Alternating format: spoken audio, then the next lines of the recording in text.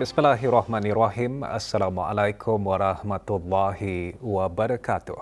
Pada menjunjung titah perkenan Kebah Dulia Maha Mulia Paduka Seri Baginda Sultan Haji Hasanah Bolkiah Muizzaddin Wadaulah Ibni Almarhum Sultan Haji Omar Ali Saifuddin Sa'dul Khairiwaddin Sultan dan Yang di-Pertuan Negara Brunei Darussalam. Mahkamah Syariah Negara Brunei Darussalam dengan ini memaklumkan kepada orang ramai, terutama umat Islam di negara Brunei Darussalam, bahawa Yang Berhormat Yang di-Pertua Majlis Agama Islam dengan ini memaklumkan bahawa Nisfu Sya'ban bagi tahun 1447 Hijrah jatuh pada petang hari Isnin, malam Selasa 2 Februari 2026. Berikutan dengan itu juga, ketetapan bagi meruqyah hilal Ramadan bagi tahun 1447 Hijrah akan dilakukan pada petang hari Selasa 29 Sya'ban 1447 Hijrah bersamaan 17 Februari 2026 di bangunan Mutiara Exchange, Lebuh Raya Tunku, daerah Brunei dan Muara, Taman Rekreasi Tanjung Batu, Kampung Sabun, Pekan Muara, daerah Brunei dan Muara, Bukit Agok Jerudong, daerah Brunei dan Muara, Bangunan Hilal Bukit Ambuk, daerah Tutong dan Bangunan Hilal Bukit Lumut, daerah Blain. Kementerian Pendidikan melalui Jabatan Perkembangan Kurikulum dan Urustia Majlis Pelajaran Kebangsaan mengadakan Majlis Sambutan Isra' dan Mi'raj. Majlis diadakan di Kementerian Pendidikan. Hadir Yang Berhormat Datin Seri Setia Dr. Daeng Hajah Rumaizah binti Haji Muhammad Saleh, Menteri Pendidikan. Hikmah-hikmah yang terkandung dalam peristiwa Isra' dan Mi'raj Nabi Muhammad SAW. Antara pengisian ceramah khas yang disampaikan oleh Dr. Dayang Nur Ashibah binti Haji Besar, penolong Profesor Dekan Fakulti Usuluddin, Kolej Universiti Perguruan Agama Seri Begawan, dengan tajuk Sembahyang Teras Model Insan Cemerlang. Kadang-kadang kita ingin melihat ke bawah. Jadi, dalam rangka memanusiakan manusia. Hala tuju Kementerian Pengangkutan dan Infokomunikasi MTIC adalah berpaksikan kepada Wawasan Brunei 2035, khususnya melalui penglibatan dalam pelaksanaan Manpower Blueprint, Social Blueprint dan Economic Blueprint dengan MTIC memainkan peranan sebagai pemudah cara kepada pembangunan model insan, ekosistem digital, keterhubungan dan perkhidmatan logistik. Perkara tersebut ditegaskan oleh Menteri Pengangkutan dan Infokomunikasi pada sesi perjumpaan muhibah Kementerian Pengangkutan dan Infokomunikasi bersama Yang Berhormat Ahli-Ahli Majlis Mesyuarat Negara bagi tahun 2026. Majlis berlangsung di Dewan Amar Pahlawan Kementerian berkenaan.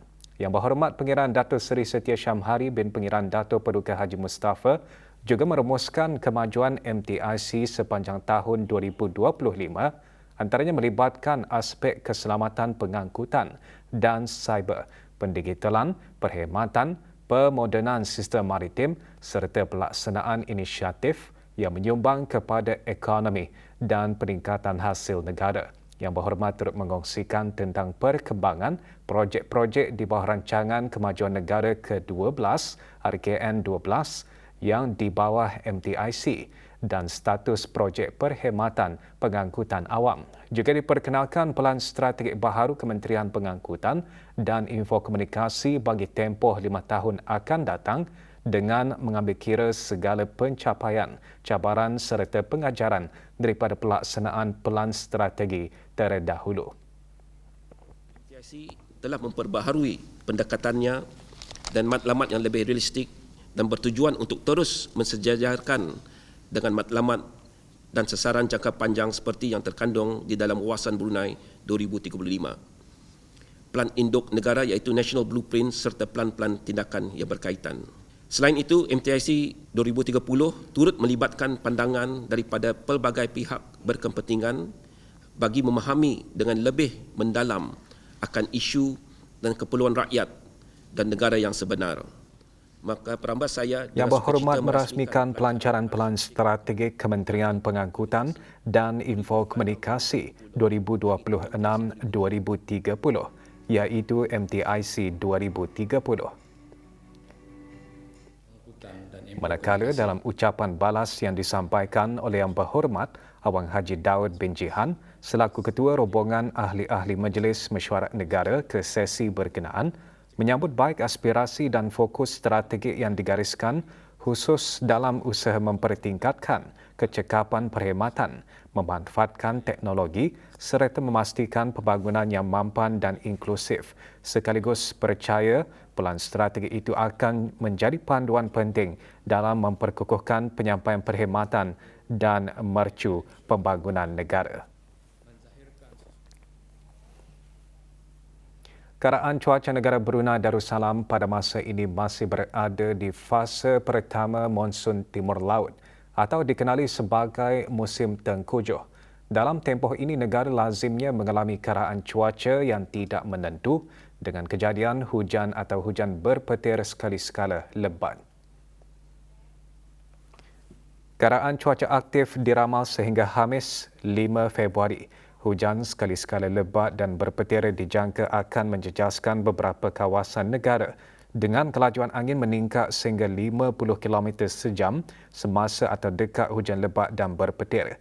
Di perairan Brunei, keadaan laut pada amnya berombak diparas sedikit hingga sederhana iaitu di antara 0.5 meter hingga 1.5 meter. Orang ramai adalah dinasihatkan untuk mengambil langkah-langkah awal akan kejadian cuaca aktif yang diramalkan berlaku. Terdapat risiko tinggi kejadian banjir kilat, tanah susur, pokok tumbang dan atap terbang berlaku semasa hujan lebat dan keraan berangin kencang. Keadaan laut adalah berbahaya bagi operasi bot-bot kecil, aktiviti rekreasi dan sukan laut.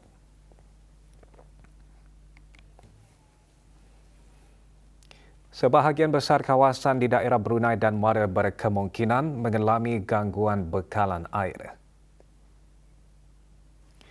atau tekanan air rendah berikutan kerja-kerja segera pembaikan paip air utama di Kampung Batang Mitos akibat tanah susur. Kawasan-kawasan terlibat Mukim Brakas A dan Brakas B, Mukim Gadong A dan Gadong B, Mukim Kota Batu, Mukim Kilanas, Mukim Kianggih dan Mukim Pangkalan Batu sehingga kerja-kerja membaiki pulih selesai.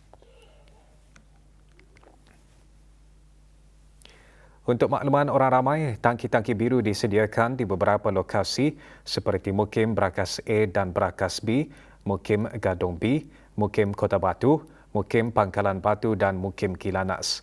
Untuk permohonan bekalan air tangki, hubungi talian Darussalam 123.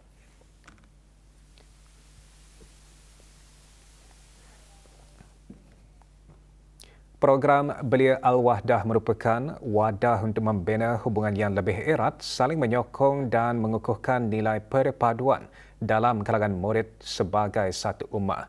Belia Imtiaz Masjid Yayasan Sultan Haji Hassanah Bolkiah menganjurkan program tersebut sebagai persediaan awal sebelum program Nur Ramadan 3.0 bersempena sambutan Jubli Perak Masjid Yayasan Sultan Haji Hassanah Bolkiah. Program Belia Al-Wahdah berakhir di masjid berkenaan.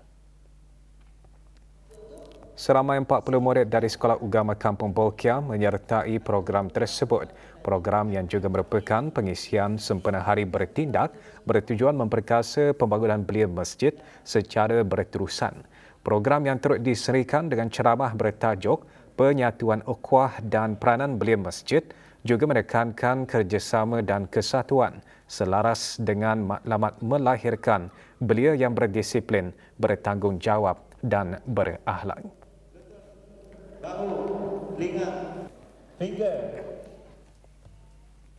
Bahagian Kawalan Makanan Halal Jabatan Hal Ehwal Syariah Kementerian Hal Ehwal Ugama memaklumkan telah menerima satu aduan mengenai produk makanan la pasta carbonara, flavor pasta and sauce jenama San Remo yang dijual di salah sebuah pasaraya di negara ini dan diragui status kehalalannya. Analisis makmal dijalankan oleh Jabatan Perkhidmatan Saintifik Kementerian Kesihatan dan hasil ujian mengesahkan bahawa produk berkenaan dikesan mengandungi DNA khinzir. Bagi menjaga kemaslahatan masyarakat Islam di negara Brunei Darussalam, Jabatan Hal Ehwal Syariah menegaskan kepada pemilik pasaraya, kedai runcit dan premis perniagaan lain di negara ini yang menjual produk makanan La Pasta Carbonara Flavor Pasta and Sauce jenama San Remo, keluaran San Remo Macaroni Australia, supaya segera mengasingkan produk tersebut dan menempatkannya di ruangan yang tidak terdedah kepada masyarakat Islam. Para pemilik, pengurus, pengusaha, peniaga, pengimport pembekal dan pengedar juga diingatkan agar sentiasa berwaspada serta lebih peka dalam pengurusan produk dan barangan tidak halal di semua peringkat pengendalian termasuk semasa pengimportan, penyimpanan di gudang atau tempat simpanan, pengangkutan, pengendalian dalaman serta penjualan di premis perniagaan. Tawaran tertutup tanda pengenalan kenderaan TPK bagi 1 dan 2 angka akan dibukakan melalui nomborku Click and Bid selama 2 minggu bermula 31 Januari hingga 13 Februari. Jabatan Pengangkutan Darat JPD mengongsikan penyertaan bagi tawaran tertutup ini akan dilaksanakan melalui laman sesawang nomborku www.nomborku.gov.bn. Pembayaran caj penyertaan tawaran dan caj perkhidmatan bagi setiap tawaran TPK boleh dibuat melalui pembayaran secara dalam talian atau pembayaran secara tunai melalui kaunter perkhidmatan. Harga tawaran minima, caj penyertaan tawaran dan caj perkhidmatan bagi setiap tawaran TPK adalah seperti yang tertera. Sementara caj penyertaan tawaran akan dikembalikan bagi penenda yang tidak berjaya dalam tawaran tertutup. Sebarang pertanyaan, hubungi JPD semasa waktu berjabat melalui talian WhatsApp 718-1641 atau email ke hello@jpd.gov.bn.